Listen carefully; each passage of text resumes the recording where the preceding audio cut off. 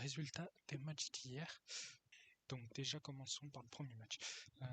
D'abord premier lieu, j'avais sur la vidéo d'analyse d'hier, j'avais pas parlé de Leeds Manchester United. J'ai bien fait parce qu'il y a eu qu'un partout et les pronos que j'avais mis moi de côté en privé n'avaient pas été bons. Donc là-dessus on n'est pas plus mal.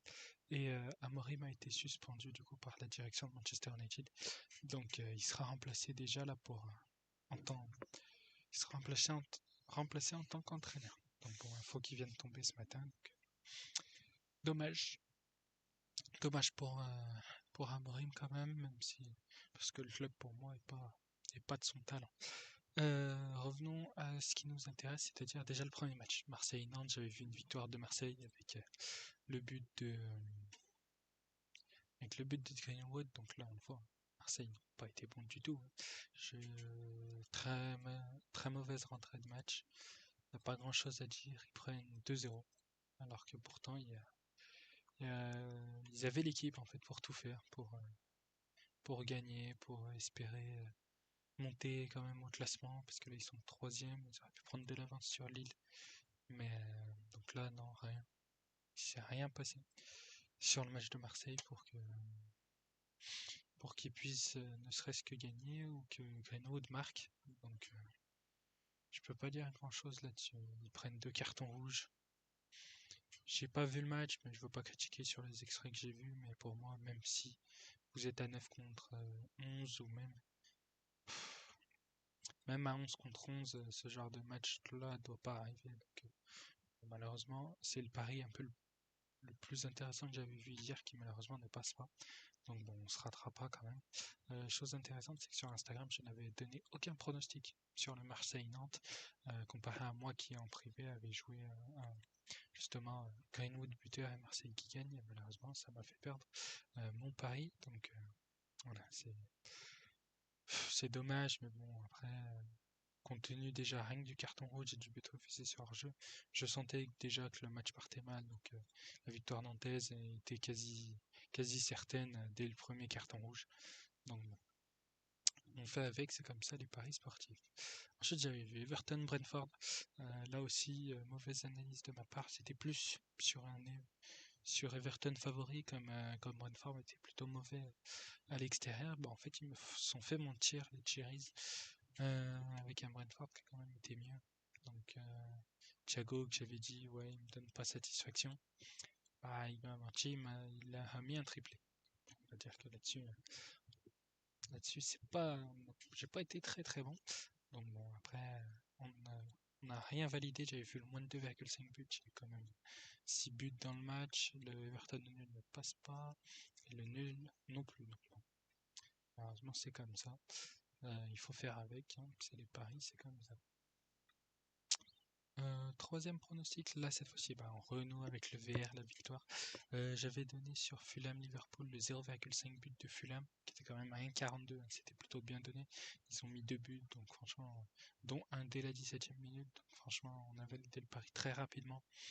Et du coup, j'avais aussi donné un autre pronostic qui était très intéressant, c'était la victoire de Fulham ou le match nul et les deux équipes qui marquent. Et là, j'avais une cote à 2,65 sur un match comme ça, c'était franchement très intéressant. Et il est rentré aussi du coup, parce que la fin de match a quand même été incroyable. J'ai pu voir le replay sur le but de Gakpo et le but de Reed. Et franchement, le dernier but, le but de Reed pour Fulham à la fin, magnifique. Hein. Honnêtement, il n'y a rien à dire, c'était vraiment magnifique. Alors, ensuite, on était sur le match du Real. Donc, je vais déjà ouvrir l'onglet de chacun des matchs proposés hier, comme ça, on perd pas de temps. Le match du Real, bon 5-1. J'avais vu une offensive, j'avais pas vu autant de buts parce que je me suis dit offensivement ça allait être compliqué pour le Real. Bon, en fin de compte, ils m'ont fait mentir parce qu'il y a eu quand même pas mal de buts. Garcia qui a mis quand même 3 buts, énorme joueur. Qui a quand même très bien joué. Mais pour nous, les paris sont rentrés. J'avais vu le Coucho Hernandez buteur. Bon, il a marqué. C'est le seul but du Betis, mais au moins il a marqué. Quand même 3,80 la cote. Énorme cote. Et le buteur me fait pas mentir, il marque. Et les deux équipes qui marquent que j'avais donné en pari beaucoup plus safe. 1,55 qui est passé également. Donc victoire aussi sur les paris donnés pour le Real Betis. Ensuite, on part sur le Havre-Angers. Là, par contre, voilà. On repart sur de la défaite avec une victoire à Angers qui avait été prédit pour ma part, ou une nul 2 d'Angers, mais du coup, le Havre s'est bien réveillé. Donc, a très bien joué quand même. 2 buts au début et à la fin de match qui a permis quand même au Havre de gagner 2-1. Donc aucun des paris pas. J'avais vu moins de 2,5 buts, il y en a eu 3. Angers ou Angers le match nul. Aucun des 3 paris donnés sur ce match n'est passé malheureusement. Donc bon, on fait avec, mais ça a été un peu un coup intéressant de voir Angers gagner parce qu'ils étaient en bonne forme, mais le Havre quand même n'a pas menti au niveau des cotes, donc j'ai voulu défier les pronostics et malheureusement c'est eux qui m'ont eu. Ensuite City-Chelsea. Là j'ai pas été très bon non plus, j'avoue. Je pensais mieux, mais bon, après on peut pas faire que du vert, hein, malheureusement. Sur City, j'avais vu déjà les 2 équipes qui marquent, elle a ouvert 2,5 buts. Il manquait un seul but. Dommage, malheureusement, c'est comme ça. J'avais vu la victoire de City, il y a eu match nul, et le but de Cole Palmer, malheureusement, n'est pas passé. Donc, il n'a pas été vu quasiment beaucoup pendant le match. Au vu de sa note de 6,5, c'est pas énorme. Fernandez a marqué, Reinders a marqué. Alors, Reinders, petit tips, ce joueur ne fait que de marquer quasiment là sur pas mal de matchs. Je l'avais vu buteur quasiment sur Nottingham. J'ai pas joué. Mais honnêtement, Reinders, ça peut être un joueur à surveiller quand même, parce que en ce moment, il est quand même en pleine bourre, il marque pas mal. Donc, à voir, mais potentiellement, ça peut être intéressant de le tenter sur un prochain match. Mais bon, c'est le moment où on le tente que ça rentre pas, donc je préfère attendre déjà de voir leur prochain match pour l'analyser et voir à peu près ce qui est intéressant à jouer. Ensuite, Porto. Porto, déjà, je m'attendais à plus de buts. 1-0, je trouve ça faible face à Santa Clara. Mais bon, il gagne quand même. Le pari que j'avais donné, il rentre. Le but de Samuel est passé à la 50e. Parce que Samuel marque et Porto qui gagne, il était à 2,70 quand même. Très bonne cote hein, pour un match comme ça, sur Porto surtout. Même si je m'attendais à plus de buts, c'est pas très grave. Hein, mais en soi, autant que les pronostics donnés passent, c'est intéressant quand même. Donc voilà. 2,70, c'est quand même une belle cote. Et on finit par Paris. Un pronostic validé sur 2. J'avais vu Paris avec handicap à 1. Donc malheureusement, le handicap à 1 ne passe pas. Mais content quand même de voir le score parce que le Paris FC a quand même bien joué. Ils marquent un penalty, ils sont à 2-1 face à une équipe de Paris qui je trouve est un peu en dessous de ce qu'on pourrait attendre d'une équipe de Ligue 1, bah surtout au budget qu'ils ont aussi. Mais bon, Dembélé et Doué qui ont marqué, donc ça c'était un pari intéressant de jouer Doué ou Dembélé buteur, mais bon, j'étais pas j'étais pas sur l'optique de jouer des buteurs sur cette rencontre parce qu'il y a quand même énormément de joueurs offensifs qui peuvent marquer du côté parisien. Donc après l'avantage c'est qu'un pari sur 2 rentre, même si la cote la plus basse c'est celle à 1,16, donc tu paries gagnant sec. C'est la plus basse qui rentre. Après ce n'est pas très grave en tant que tel dessus. Donc bon, on peut tourner la page déjà de ces pronostics avec quand même, je trouve, on a fait rentrer de belles cotes. Samu buteur, le coup de choix Hernandez pour le petit Séville aussi buteur. J'ai quand même fait rentrer, j'ai quand même proposé des pronostics qui n'étaient pas si mal, même si sur des matchs un peu plus simples, je me suis un peu trompé dessus, donc malheureusement, bah, on verra ce qu'il en sort demain. Demain, il y a quoi? Amical Club, ça va pas être intéressant. La Coupe du Portugal, potentiellement. Euh, Prêt à voir, autrement, ce sera mercredi. Mercredi, il y a déjà pas mal de matchs. En termes de foot. Aujourd'hui, Montpellier d'Inter, je suis pas sûr. Leicester West Brom, potentiellement, je sais pas. On peut regarder ensemble et au pire, je le cutterai en montage si jamais je vois qu'il n'y a pas de pari intéressant. Leicester West Brom, qu'est-ce que ça donne? Je suis pas du tout la Championship, je peux pas vous dire ce que ça donne. Là on a quoi? Leicester qui gagne, ok. Il y a quand même eu 3 buts avec des buts de chaque côté. West Brom pas très en forme. Leicester marque et encaisse des buts sur les 5 derniers matchs, ok. Et là on voit West Brom qui est quand même bien dans le rouge à l'extérieur.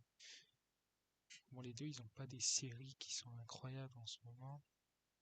35, 37, 28, 33, ok. Leicester à domicile, ça donne quoi? 5-4-3, 17-14.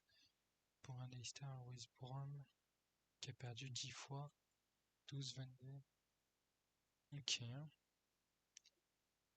C'est qui le meilleur? Okay. Oh là là, les notes sont pas bonnes. Ah, par contre, le Jordan James, c'est intéressant à jouer. Ok.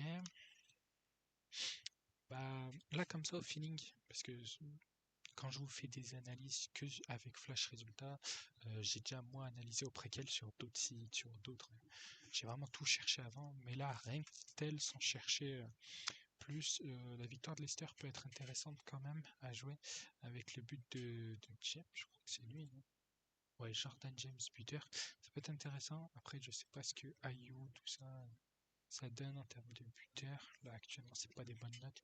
Dans le but de James et Leicester qui gagne peut être intéressant. Je vais vous proposer ces pronostics-là pour aujourd'hui. Au moins celui-là déjà pour commencer.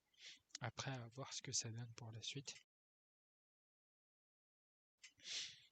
Ensuite, Montpellier, Dunkerque en Ligue 2. Qu'est-ce qu'il me donne là? Au moins un but au total. Ok, donc plus de 0,5 buts. Pas énorme en termes de pronos, mais on prend. Dunkerque qui est pas mal quand même, hein, sauf Strasbourg en Coupe de France, mais c'est encore, on ne prend pas comme référence, mais en Ligue 2, il se déroule pas si mal, je trouve. Ok, et on a Pelé qui est un peu plus en difficulté. Ok, à domicile, ça donne quoi? 3 victoires, 2 défaites, 1-0, 2-0 la défaite, ok. À domicile, ils avaient perdu 1-0 Montpellier, mais ça c'était en 2009, donc on va pas prendre ça en compte, pas du tout même. Dunkerque devant 7-6-4, 29-19. Ok, 7-4-6, ok. 18-16. Ça encaisse et ça marque côté Montpellier 1. Et à domicile, il donne quoi? 4 victoires, 2 nuls, 3 défaites, 12-9. Très bon ratio à domicile quand même pour Montpellier. Et Dunkerque à l'extérieur qui n'est pas non plus si mauvais que ça. Ok, voyons voir les buteurs.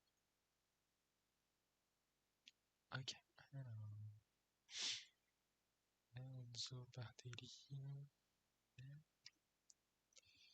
Ah, Thomas Robinet peut être pas mal. Lui, il peut être pas mal. Attaquant de Dunkerque. Ok. Thomas Robinet buteur 3,90. Très bonne cote quand même. Qu'est-ce qu'ils me disent? Marco et Simi. D'accord, bah il joue peu quand même avec Dunkerque, donc pas très intéressant à jouer.